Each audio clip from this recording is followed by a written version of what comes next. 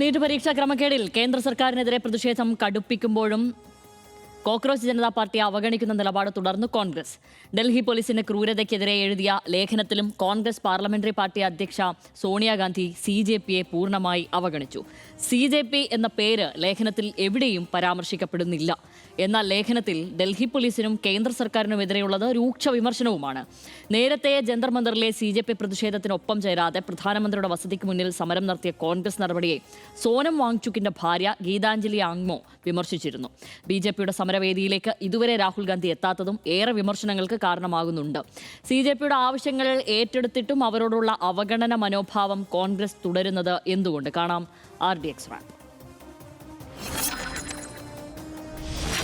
English ദിനപത്രമായ the ഹിന്ദുവിൽ എഴുതിയ ലേഖനത്തിലാണ് ഡൽഹിയിലെ police നടപടിക്കെതിരെയും കേന്ദ്ര സർക്കാരിനെതിരെയും സോണിയാഗാന്ധി രൂക്ഷ വിമർശനം ഉന്നയിച്ചത്. മോദി സർക്കാർ പ്രതിഷേധം തുടരുന്ന വിദ്യാർത്ഥികളെ രാജ്യത്തിന്റെ ശത്രുക്കളെ പോലെയാണ് കാണുന്നത്. ജനാധിപത്യ രാജ്യത്ത് യുവാക്കളുടെ ശബ്ദം കേൾക്കുന്നതിനു പകരം അവരെ ഭയപ്പെടുത്താനുള്ള ശ്രമമാണ് നടക്കുന്നതെന്നും സോണിയാഗാന്ധി ആരോപിച്ചു. 2020 നടന്ന CAA NRC വിരുദ്ധ പ്രക്ഷോഭവും ഇന്ത്യയിലെ വനിതാ ഗുസ്തിക്കാർക്കെതിരായ പോലീസ് നടപടിയെക്കുറിച്ചും ലേഖനത്തിൽ പരാമർശമുണ്ട്. വിദ്യാർത്ഥി പ്രതിഷേധങ്ങളെ തകർക്കാൻ വിയോജിപ്പുകളെ ദേശവിരുദ്ധമായി മുദ്രകുത്തുന്ന സർക്കാരിന്റെ പഴയ ആയുധം വീണ്ടും ഉപയോഗിക്കുന്നുവെന്ന് വിമർശിച്ച സോണിയാഗാന്ധി പൊതുവിദ്യാഭ്യാസത്തോടുള്ള മോദി സർക്കാരിന്റെ നയത്തെയും വിമർശിച്ചു. എന്നാൽ ലേഖനത്തിൽ എവിടെയും കോക്രോച്ച് ജനതാ പാർട്ടിയുടെ പേര് സോണിയാഗാന്ധി പരാമർശിക്കുന്നില്ല. CJP സമരത്തെ കോൺഗ്രസ് അവഗണിക്കുന്നു എന്ന വിമർശനങ്ങൾക്ക് പിന്നാലെയാണ് സോണിയാഗാന്ധിയുടെ ലേഖനം കൂടി ഇപ്പോൾ ചർച്ചയാകുന്നത്. പ്രതിഷേധം തുടങ്ങി ഇത്ര ദിവസമായിട്ടും ലോക്സഭാ പ്രതിപക്ഷ നേതാവായ രാഹുൽ ഗാന്ധി ജന്തർ മന്ദറിലെ സമരവേദിയിൽ എത്താത്തതും CJPയെക്കുറിച്ച് എവിടെയും പരാമർശിക്കാത്തതും നേരത്തെ ചർച്ചയായിരുന്നു. RDX rap news Malayalam.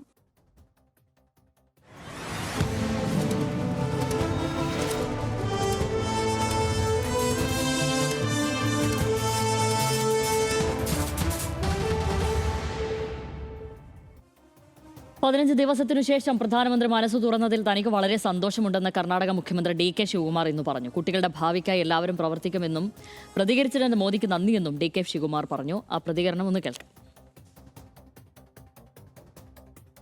I am very happy. At least he has opened after 15 months, 15 days or 1 month. He has opened up. I think that is important. Without, we all work for our children's future and the youth future. At least now, I think he has opened up. The entire country has opened up. Thanks for him. ഇതിപ്പോൾ കോൺഗ്രസ് ഒരു പ്രത്യേകതരം സമീപനമാണ് ഇതിലേക്കുള്ളത്. അത് അവിടെ തൊടാനും പാടില്ല, പക്ഷേ ഇത് ഉത്തരത്തിലുള്ളത് എടുക്കുകയും വേണം, കക്ഷത്തിലുള്ളത് പോകാനും പാടില്ല എന്നൊക്കെ ചിലപ്പോൾ ഇവിടെയുള്ളവർ സാധാരണക്കാരൊക്കെ പറയും. എന്തു തോന്നുന്നു? അല്ല, അതിനകത്ത് കോൺഗ്രസിനെ ഒറ്റയടിക്ക് കുറ്റം പറഞ്ഞാലും പറ്റില്ല എന്നുള്ളതാണ് എനിക്ക് തോന്നുന്ന ഒരു കാര്യം. കാരണം അവർ വല്ലാതെ വേണമെങ്കിൽ സംശയിച്ച് നിൽക്കാം. കാരണം അണ്ണാ ഹസാരെ മൂവ്മെൻ്റൊക്കെ അങ്ങനെ ഒരു രാഷ്ട്രീയ മുഖത്തോടെ വന്ന മൂവ്മെൻ്റ് അല്ല, പിന്നീട് അത് ഒരു രാഷ്ട്രീയ മുന്നേറ്റമായി മാറി എന്നുള്ളത് നമ്മൾ കണ്ടതാണ്. അപ്പോൾ ആ ഭയം, അങ്ങനെ ഒരു ഭയം അവർക്കുണ്ടാവാം. അന്ന് UPIക്കെതിരെയാണ് ആ സമരം ഉണ്ടായത്, അണ്ണാ ഹസാരയുടെ നേതൃത്വത്തിലുള്ള സമരം ഉണ്ടായത്.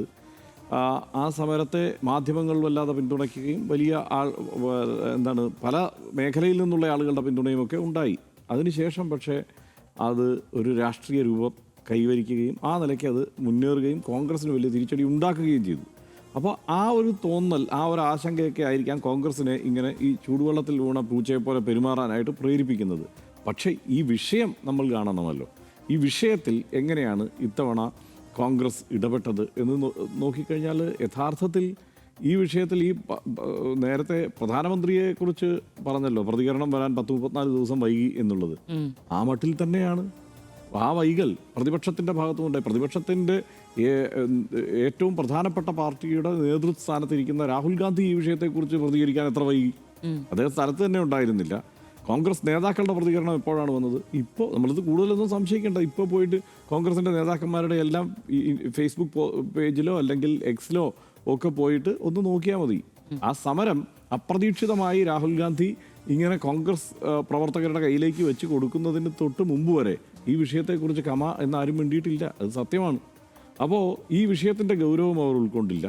എങ്ങനെ ഈ വിഷയത്തെ വേണമെങ്കിൽ കോൺഗ്രസിന് അവരുടെ രാഷ്ട്രീയ പ്രവർത്തനം കൂടിയാണല്ലോ ഈ രാജ്യത്തുടനീളം തിളപ്പിക്കാവുന്ന ഒരു വിഷയമാക്കി പരിവർത്തിപ്പിക്കാൻ പറ്റും എന്നുള്ളതിനെക്കുറിച്ച് അവർക്ക് തിരിച്ചറിയാൻ അവർ വൈകിയിട്ടുണ്ട്. ഏറ്റവും ഒടുവിൽ ഇനിയിപ്പോൾ CJP എന്നുള്ളത് വേറൊരു തരത്തിൽ ചെറുപ്പക്കാരുടെ ഇടയിൽ CJP എന്ന മട്ടിലല്ലെങ്കിൽ കൂടി വിദ്യാർത്ഥി പ്രസ്ഥാനം എന്ന നിലയ്ക്ക് ഇപ്പോൾ CJP മാത്രമല്ല, CJPക്ക് അപ്പുറം മറ്റ് വിദ്യാർത്ഥി സംഘടനകളൊക്കെ കൂടി എത്തിക്കഴിഞ്ഞു. അപ്പോൾ അങ്ങനെ ഒരു പ്രസ്ഥാനം എന്ന നിലയ്ക്ക് ഐഡൻറ്റിഫൈ ചെയ്ത് അങ്ങനെ പറഞ്ഞാൽ ഇനി നമുക്ക് എന്തെങ്കിലും കുഴപ്പമുണ്ടാകുമോ, നമ്മുടെ സംവിധാനത്തിന് കുഴപ്പമുണ്ടാകുമോ എന്നുള്ള ആശങ്ക അവർക്കുണ്ട്. അത് നിലനിർത്തിക്കൊണ്ട് തന്നെയാണ് ഇന്നിപ്പോൾ സോണിയാഗാന്ധി ഇത് ഹിന്ദു പത്രത്തിൽ ലേഖനം എഴുതിയിരിക്കുന്നത്. ഒരൊറ്റ വാക്ക്, ഇത് ഏത് വിദ്യാർത്ഥി പ്രസ്ഥാനം, എവിടെയാണ് ഇതിൻ്റെ തുടക്കം, ആരെല്ലാമാണ് ഈ സമരത്തിന് നേതൃത്വം നൽകിയത്, എങ്ങനെയാണ് ഇത് ആരംഭിച്ചത്, അതായത് പഴയ ചരിത്രമൊക്കെ പലതും പറഞ്ഞു പോകുന്നുണ്ടെങ്കിലും വിശദമായ ലേഖനമാണ്. പക്ഷേ അതിൽ ഒരിടത്തും ഇതിനെക്കുറിച്ച് ഈ സംവിധാനത്തെക്കുറിച്ച് CJPയെക്കുറിച്ചോ അഭിജിത് ദീപ്കയെക്കുറിച്ചോ അതിനൊപ്പം പിന്നീട് സംഘടിത വിദ്യാർത്ഥികളെക്കുറിച്ചോ അങ്ങനെ ഒരു പരാമർശവും ഉണ്ടായിട്ടില്ല എന്നുള്ളതാണ്. അപ്പോൾ അത് വളരെ ബോധപൂർവം തന്നെയാണ്. കാരണം അത് നേരത്തെ നമ്മൾ പുറത്തു വന്ന വാർത്തയുണ്ടല്ലോ, ഈ ഇന്ത്യ സഖ്യത്തിൻ്റെ യോഗത്തിൽ ഇത് BJPയുടെ RSSന്റെ പദ്ധതിയാണ് എന്ന് ആരോപണം ഉന്നയിച്ചിരുന്നു ജയറാം രമേശ് എന്നുള്ള വാർത്ത വന്നിരുന്നു. അന്ന് അതിനെ ബ്രിട്ടാസ് അവിടെ എതിർത്തു എന്നുള്ള വാർത്തയും പുറത്തു വന്നിരുന്നു. കാര്യത്തിൽ കൂടുതൽ വ്യക്തത ഇനിയും വരാനുണ്ട്. പക്ഷേ എന്തായാലും അങ്ങനെ ഒരു സംശയം ഇവരുടെ ഉള്ളിൽ കിടപ്പുണ്ട് എന്നുള്ളതാണ് ഇതിൻ്റെ ഒരു പ്രശ്നം. എങ്കിൽ ആ പ്രശ്നം അവർ ഉന്നയിക്കാൻ തന്നെ കാരണമായിട്ടുള്ളത് അവരുടെ അടിത്തറയിൽ എന്തെങ്കിലും തരത്തിലുള്ള വിള്ളലുണ്ടാകും. ഇപ്പോൾ വോട്ട് സ്പ്ലിറ്റ് അടക്കം തെരഞ്ഞെടുപ്പുകൾ ഇനിയും വരാനിരിക്കുകയാണല്ലോ സംസ്ഥാനങ്ങളിൽ പലയിടത്തും. അപ്പോൾ ആ വോട്ട് സ്പ്ലിറ്റ് അടക്കം അവരെ ആശങ്കപ്പെടുത്തുന്നുണ്ടാകാം എന്നാണ് എനിക്ക് തോന്നുന്ന ഒരു കാര്യം. പക്ഷേ യഥാസമയം ഈ വിഷയത്തിൽ കോൺഗ്രസ് പ്രതികരിച്ചിട്ടില്ല എന്നുള്ളതാണ് ഒരു പ്രശ്നം.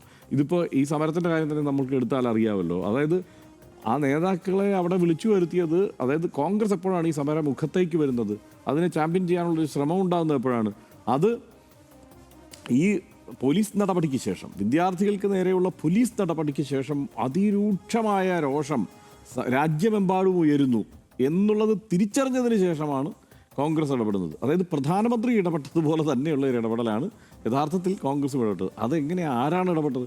ഖാർഗെയ്ക്ക് ജന്മദിനാശംസ നേരാൻ വേണ്ടിയിട്ട് എല്ലാവരോടും വരാൻ പറഞ്ഞ് അവിടെ വിളിച്ചു വരുത്തി, അവിടെ നിന്ന് നിന്ന നിപ്പിൽ പ്രധാനമന്ത്രിയുടെ വസതിക്ക് മുന്നിലെ ധർണയിലേക്ക് ഇവരെ കൊണ്ടുചെന്നെത്തിക്കുകയായിരുന്നു. ഈ പല നേതാക്കളോട് ഉന്തി മരം കയറ്റിയാൽ എത്രത്തോളം മരം കയറാൻ പറ്റും. അപ്പോൾ ആ ഒരു മനോഭാവത്തോടെ വല്ലാത്ത താല്പര്യമില്ലായ്മ പ്രകടമായിരുന്നു പലർക്കും എന്നുള്ളതൊക്കെ പിന്നീട് പുറത്തു വന്ന ചർച്ചയാണല്ലോ. അപ്പോൾ അത് വാസ്തവമായിരുന്നു. കാരണം താല്പര്യമില്ലായ്മ പ്രകടമാകുന്ന ശരീരഭാഷയോടെയാണ് ആ വേദിയിൽ പലരും പങ്കെടുത്തത്. ഇപ്പോൾ VD സതീശനെതിരെ തന്നെ ആ ആരോപണവും ആ ചർച്ചയും ഒരു റൗണ്ട് കഴിഞ്ഞു. അതുകൊണ്ട് ഞാൻ അതിലേക്ക് അങ്ങനെ ഊന്നൽ കൊടുക്കുന്നില്ല. എന്തായാലും അങ്ങനെ താല്പര്യമില്ലായ്മയോടെയാണ് ഈ സമരത്തെ അങ്ങനെ അവർ ഏറ്റെടുക്കുന്നത്. ചിലപ്പോൾ വലിയ രാഷ്ട്രീയ ബുദ്ധി കൊണ്ടായിരിക്കാം. ഞാൻ നേരത്തെ പറഞ്ഞ പോലെ ഇത് ഇനി RSS പദ്ധതിയാണോ, അതല്ലെങ്കിൽ ഇനി ഇത് അണ്ണാ ഹസാരെ പ്രസ്ഥാനം പോലെയായി മാറുമോ എന്നൊക്കെയുള്ള ആശങ്ക കൊണ്ടായിരിക്കാം എടുക്കാതിരുന്നതെന്ന് കരുതാം. പക്ഷേ ഈ ചോദ്യപേപ്പർ ചർച്ച എടുക്കാമല്ലോ, അതിൽ കേന്ദ്ര സർക്കാരിനെതിരെ സമരം ചെയ്യാമല്ലോ. അത് നടന്നിട്ടില്ല എന്നുള്ളത് വാസ്തവമാണ്. ഇനി ഇതിപ്പോൾ ഇന്ത്യ സഖ്യത്തിലെ മറ്റു പാർട്ടികൾ എങ്ങനെയായിരുന്നു? അല്ല, അതിപ്പോൾ അവിടെ ആദ്യഘട്ടത്തിൽ തന്നെ CPM-ഉം CPI-യും ജനതാ പാർട്ടിയും ഒക്കെ സമരം, ജനതാ പാർട്ടി ശിവസേന വരെയുണ്ട്. ജന്തർ മന്ദറിലെ ഈ സമരവേദിയിൽ ശിവസേനയടക്കം എത്തി. അപ്പോൾ അങ്ങനെ ഇന്ത്യ സഖ്യത്തിലെ വിവിധ പാർട്ടികൾ, സ്റ്റാലിൻ ആദ്യം തന്നെ പിന്തുണ പ്രഖ്യാപിച്ചുകൊണ്ട് രംഗത്തെത്തി. പിന്തുണ പ്രഖ്യാപിക്കാതിരുന്നത് കോൺഗ്രസ് മാത്രമാണ്. ആ നിലയ്ക്കൊരു പിന്തുണ ഈ സമരത്തിന്, ഈ വിദ്യാർത്ഥി പ്രക്ഷോഭത്തിന് പിന്തുണ പ്രഖ്യാപിക്കാതിരുന്നത് കോൺഗ്രസ്സാണ്. അങ്ങനെ സമരമുഖത്തേക്ക് എത്താത്തത് കോൺഗ്രസ്സാണ്. ബാക്കി എല്ലാവരും ഉണ്ട്. നമ്മൾ കണ്ടതല്ലേ MA ബേബിയെ പിടിച്ച് തള്ളുന്നത്. ഇപ്പോൾ രാഹുൽ ഗാന്ധിയെ വലിച്ചഴക്കുന്നതിന് മുമ്പ് MA ബേബിയെ പിടിച്ച് തള്ളുന്നുണ്ട്, K രാധാകൃഷ്ണനെ പിടിച്ച് തള്ളുന്നുണ്ട്. ഇവരെല്ലാവരും അവിടെ വളരെ അഗ്രസീവായി ജോൺ ബിട്ടാസും റഹീമും അടക്കമുള്ളവരൊക്കെ ഇടപെടുന്നത് നമ്മൾ കണ്ടു. ഉദ്ധവ് താക്കറെ വേദിയിലെത്തുന്നത് നമ്മൾ കണ്ടു. അപ്പോൾ ഇങ്ങനെയാണ് അവിടെ ഈ സമരം നടന്നതും വളർന്നതും ഇവിടം വരെ എത്തിയതും. അപ്പോൾ നിവൃത്തികെട്ട് ഇന്ന് പ്രധാനമന്ത്രി ഇന്നലെ രാത്രി അർദ്ധരാത്രി പ്രതികരിച്ചിട്ടുണ്ടെങ്കിൽ അങ്ങനെ നിവൃത്തികെട്ടുള്ള ഒരു പ്രതികരണം, അല്ലെങ്കിൽ ഈ ഒരു സാധ്യത കണ്ടുകൊണ്ടുള്ള, മറ്റേ പണ്ട് കുമ്മനം പറഞ്ഞതുപോലെ ശ്രീധരൻ പിള്ള പറഞ്ഞതുപോലെ ഒരു സുവർണാവസരം എന്ന മട്ടിലോ ആണോ കോൺഗ്രസ് ഇടപെട്ടതെന്നുള്ള വിമർശനങ്ങൾ ഉയർന്നാൽ അതിൽ ആരെയും തെറ്റു പറയാൻ പറ്റില്ല. കാരണം കുറെ കൂടി ആർജവത്തോടെ ഈ വിഷയത്തെ അവർ ഏറ്റെടുക്കേണ്ടതായിരുന്നു. പ്രതിപക്ഷവും അതായത് ആദ്യം മുതൽ ഇത് പ്രതിപക്ഷത്തിൻ്റെ കൂടി ഒരു ആവശ്യമാണ് എന്ന നില വന്നിരുന്നെങ്കിൽ കുറെ കൂടി ഇത്.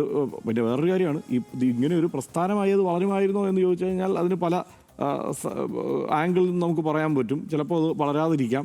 കാരണം ഒരു രാഷ്ട്രീയ പാർട്ടി കൊണ്ടുവരുന്ന ഒരു സമരം എന്ന നിലയ്ക്ക് ചിലപ്പോൾ അതിന് വളർച്ച ചിലപ്പോൾ ഉണ്ടാവില്ല.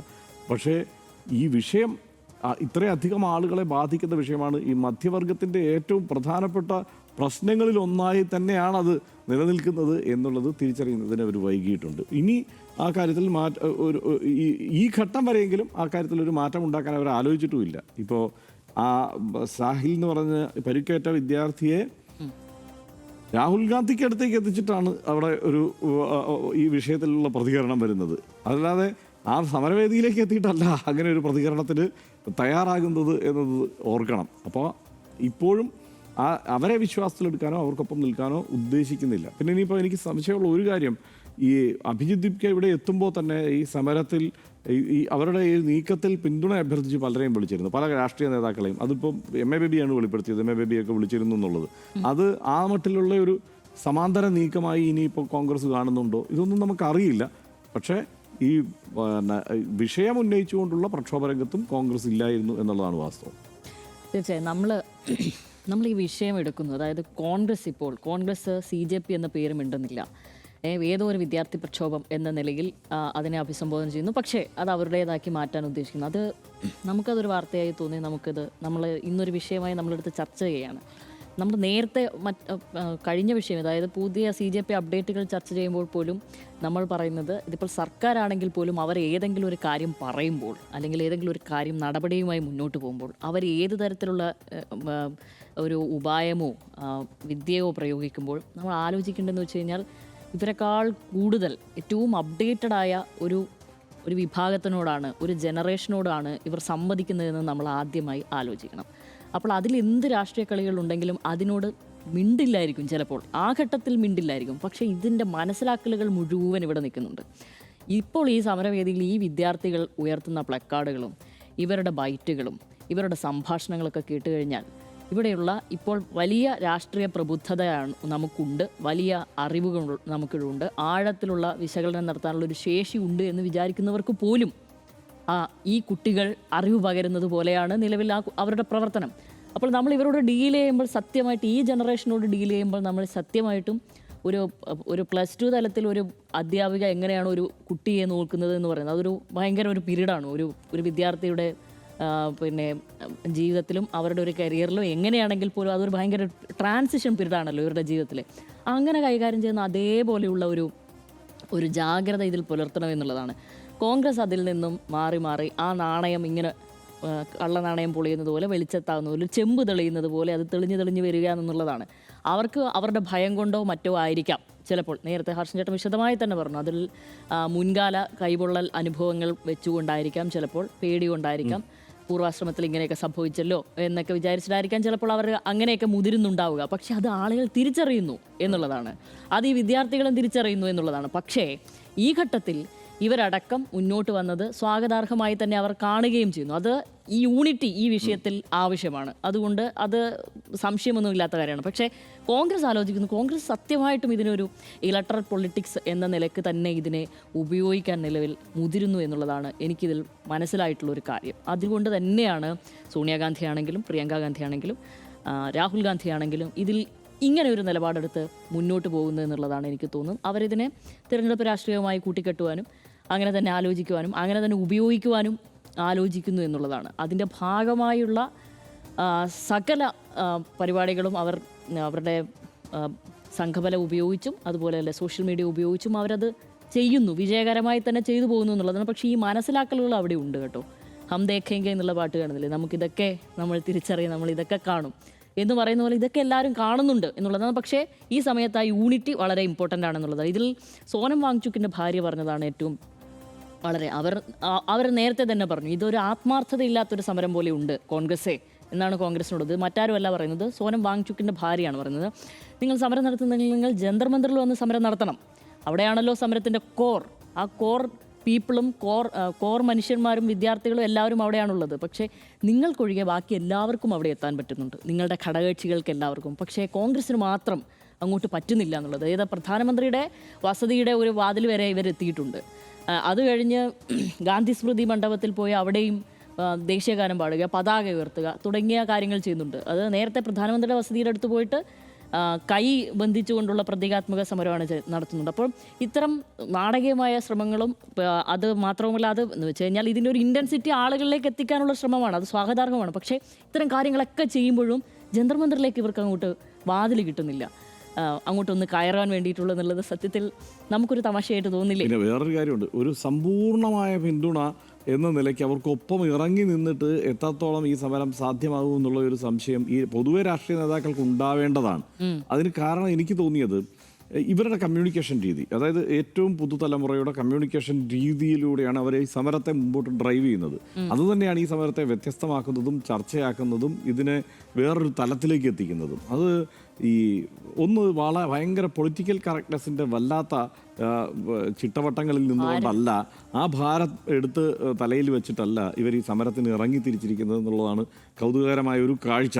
ആളുകൾ മുമ്പ് ഈ ജൻസിയെ പലതരത്തിൽ തെറ്റിദ്ധരിച്ചതുപോലെ ഇവർ ആവശ്യമില്ലാത്ത വലിയ പൊളിറ്റിക്കൽ കറക്റ്റ്നെസ്സിൻ്റെ ഭാരവും തലയിലേറ്റിയാണ് നടക്കുന്നതെന്നായിരുന്നു പൊതുവെ ആളുകൾ ധരിച്ചത്. പക്ഷെ അങ്ങനെയല്ല എന്നുള്ളത് ഈ സമരത്തിൽ നിന്ന് മനസ്സിലായി. അതെനിക്ക് തോന്നുന്നു ഒരു മില്ലേനിയൽസിലായിരിക്കും ആ കൂടുതൽ അത് ഒരു ഭാരമായി നിന്നത്.